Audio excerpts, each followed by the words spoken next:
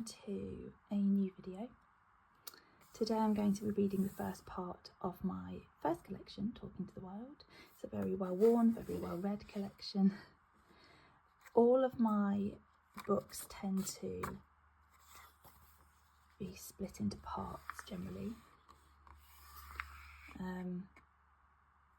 Or most of my collections tend to be split into parts because I find it easy to organise the poems, and I find it can be a little bit more meaningful. So this collection starts at the world, lost, found, return to you. The idea is that it starts with the whole universe and then kind of how easy it is to get lost within all of that, how we find ourselves within it, and then finally that's when it will make sense, when we find who we are within the universe. So today I'm going to read part 1. Now, in this book, I wrote a little quote before every poem. So I'll be reading those out and then moving on to the poem each time. I may not read it exactly as it's written down here, but that's okay. They'll tell you there are 7 wonders of the world, when in fact there are hundreds. Magic. You tell me that I'm childish, seeing magic in the world, that there's no room for enchantment on this scientific earth. You give me explanations and you hand me charts and graphs, for you say there can't be magic in the company of fact. But I'll argue that there's magic in a newborn baby's cry and in how that baby heard its mother's heartbeat from inside. I'll tell you that it's magic how a butterfly exists, that there's something most spellbinding about metamorphosis. There's magic in the differences between each flake of snow and in people finding footprints from 1,000,000 years ago. I'll tell you that it's magic how the tides move with the moon and how the sun can split a raindrop into 7 different hues. It's magic how a spider weaves a complex, fragile web and how all the words of years of songs are stored inside our heads, but you'll tell me there's no magic. For this all can be explained, yet to me there's magic dancing in the workings of our brains. See, the danger is our knowledge means we've little or to spare. But if we stop looking for magic, then we'll never see it there.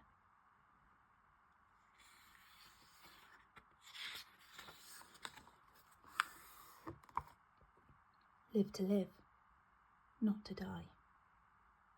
The human race. We're part of one big race, and that's exactly what we do. We race from place to place because we've so much we must do, but does it all need doing?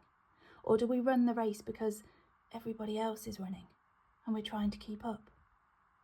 We're racing ever forward, barely stopping to look back, rarely standing in the moment to give thanks for what we have. Instead, we're always chasing till the winner's crowned the best, for we seem to think to win at life, we have to beat the rest. Yet the glory's not in winning, it's in how we take our time. It's more about the race itself and less the finish line, for what we must remember most of all about this race is that it doesn't pay to come in first, but rather in last place, and yet we keep forgetting. And it's such a dying shame, because no matter how we run our race, the finish line's the same. We are all of us pieces of one big puzzle. A perfect fit. I take his hand in my hand, and our fingers knit together in a way we give no thought to, like it's been this way forever. My hip supports the little one, who sits there on my left, for it's there she hears my heartbeat, and it calms her through my chest. They hug me and I hug them back, and gently rest my head in the warm and waiting me-shaped nook that's carved against their neck. He leads me to the dance floor as the music starts to play, and my hand sits on his shoulder whilst his arms around my waist. Each part is like a jigsaw piece, each hand and neck and hip, and they're waiting on the moments where they're destined just to fit. No, it doesn't seem to matter, whether family, friend or lover. It's just amazing how we humans are designed to hold each other.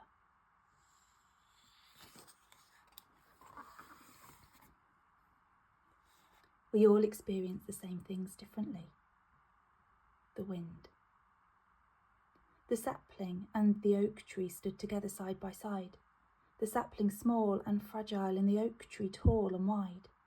They turned their leaves to sunlight and they welcomed steady rain, for their common goal to grow meant that their needs were quite the same.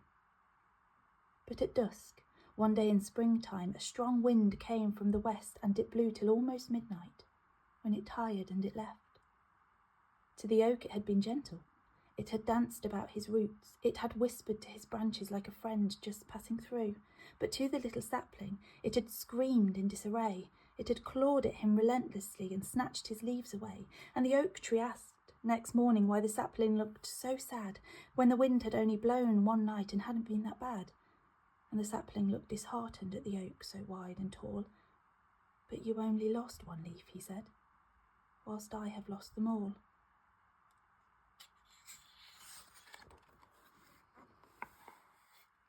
Our differences are our magic. Starlight. He carries specks of starlight in a little silver pot, and they tell him that he's strange because he has something they've not. They never think to ask him what it is he keeps within, for they'd rather speak in whispers that he doesn't quite fit in. They think that being different is a lonely, scary shame. They don't realise that our magic lies in how we're not the same. Yet, when it's dark, they search for all the light his starlight casts, but they don't know it's his doing, because they never cared to ask. And even if they asked him, they'd be likely to misjudge, and instead of silver starlight, they'd see only specks of dust.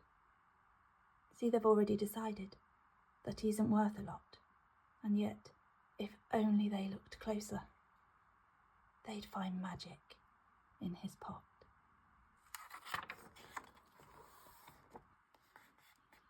Roll up, the greatest show on earth. Welcome to our circus. It pulls in quite the crowd, for it charges no admission and says all welcomed and allowed. We hope that you'll enjoy it here, but one thing, if I may, once here, we'll tell you what to feel and think and do and say. We'll tell you when to smile. We'll tell you when to cry. We'll tell you what is best for you and try to tell you why. But what's best for the tiger isn't what's best for the clown, and the tightrope walker's main concern is falling to the ground. See, for some it's no big deal, but for some it's life and death. And we all are playing ringmaster and thinking we know best. And if you dare to disagree, and if you speak your mind, we'll attack behind our curtain, whilst on stage we roar, "Be kind." We'll tell you that you're wrong, although we'll never hear your point, for we're far too busy listening to our own self-righteous voice. So welcome to our circus, where you're criticised for free, but, whoops, did I say circus? I meant society.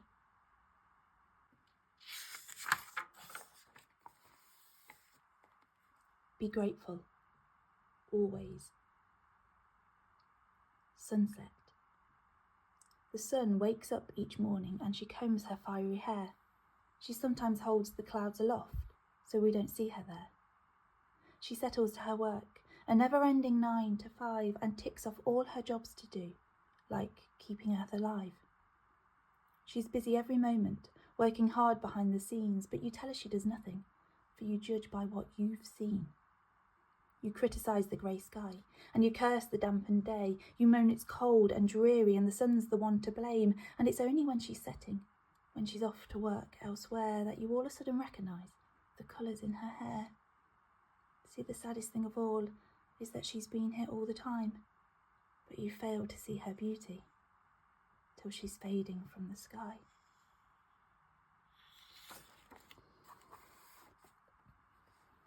What is a pretty face without a beautiful soul? The tower.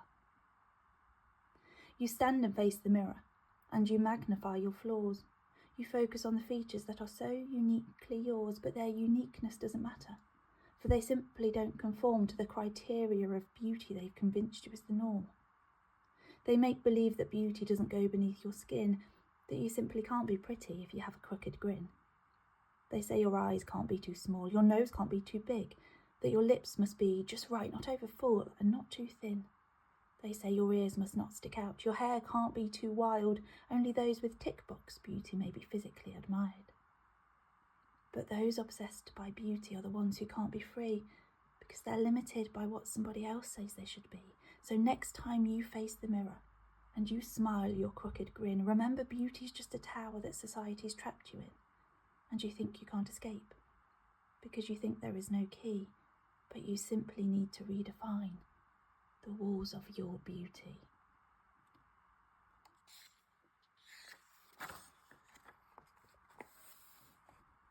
Are you showing your true colours? Smoke and mirrors. Mirror, mirror on the wall is what she chose to paint, from colours green with envy, red with anger, tinged with hate. She was aiming for reflection when they gazed upon her art, but she had, without intention, shown them what was in her heart. Because it turns out what she'd painted wasn't actually a mirror, but a door through which they saw the things she'd tried to keep well hidden. For how she saw the world, and with it everybody else, was just an observation of the way she saw herself. She painted insecurity, regret and jealousy, and her brush dripped drops of bitterness on every single piece. She thought she had attacked them with her mirror on the wall, but she'd simply just revealed what made her sad and vulnerable. So when you paint a picture of the world you find out there, consider all the colours that you wash upon the air, and consider if the picture that you paint is actually true, and if it tells you about them, or tells them far more about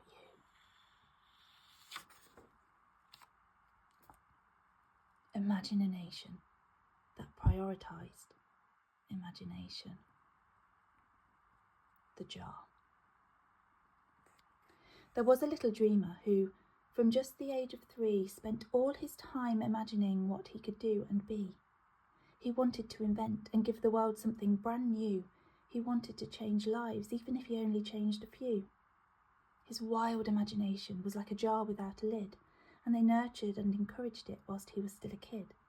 But as he grew and his dreams showed no signs that they would slow, they tried to tame and rein them in and screw the jar lid closed.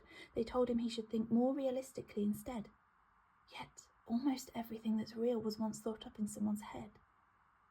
If everyone stopped dreaming, we'd be stuck right where we are, but they tell us that as adults, we must live inside the jar. So he parked his dreams up in the clouds, said he'd return someday, but his dreams grew all redundant as his life got in the way. Yes, the dreamer stopped his dreaming, and they were all left wondering why. Well, they said the sky's the limit, then put a ceiling on the sky.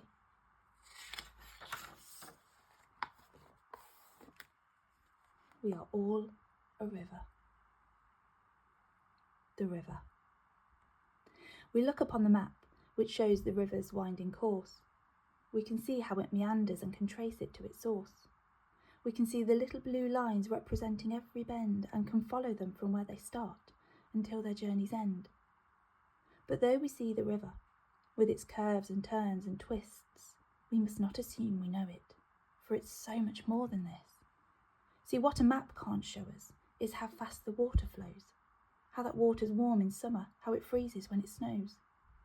It can't show how the water level rises with the rain, or show all the plants and creatures that a river can contain. It doesn't show the children who have played along its banks, how it's turquoise blue in daytime but at midnight shimmers black. A map can't show the families who have picnicked at its edge, or the lovers who have kissed there, or the faces it reflects. We think we know the river, but it far exceeds our thoughts, for we're forgetting all the stories that have thrived along its course. Yes, we may see how it starts and ends and turns and doubles back, but a river's so much more than little blue lines on a map. So close. Almost. He almost took the bus that day, the number 54. She almost got off early at the stop outside his door. He almost stopped for coffee in the cafe where she served, and she almost cashed a cheque in at the bank in which he worked. He almost walked straight into her, engrossed so in his phone, when she almost crossed the path he walked, but crossed over the road. He almost met a friend out in a bar that Friday night, and she almost sang his favourite song on the same bar's open mic. He almost queued behind her at the midnight taxi rank, and she almost caught a glimpse of him as he was walking past. He almost aced his interview, the following Monday, and she almost didn't take the job because it was far away. But he didn't, and she didn't, save for that one time she did. He was almost nearly hers, and she was almost nearly his. Yes, they almost were an always, and they almost fell in love, but almost's as good as never, and almost was not enough.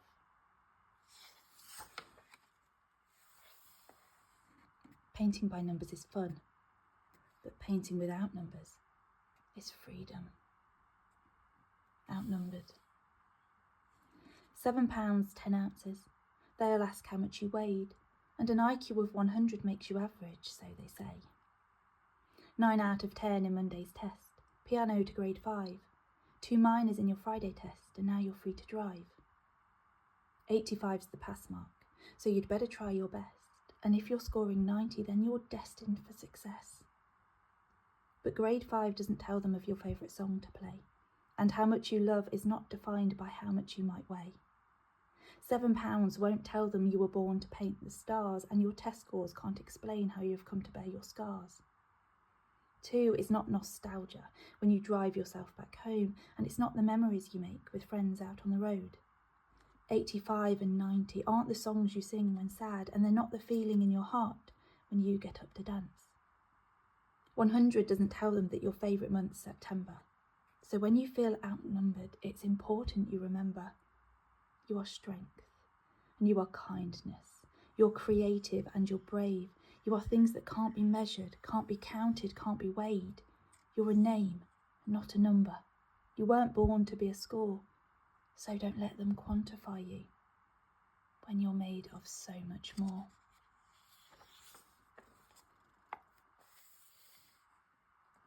If our exterior was all that mattered, then why would we have all this wonder in our souls?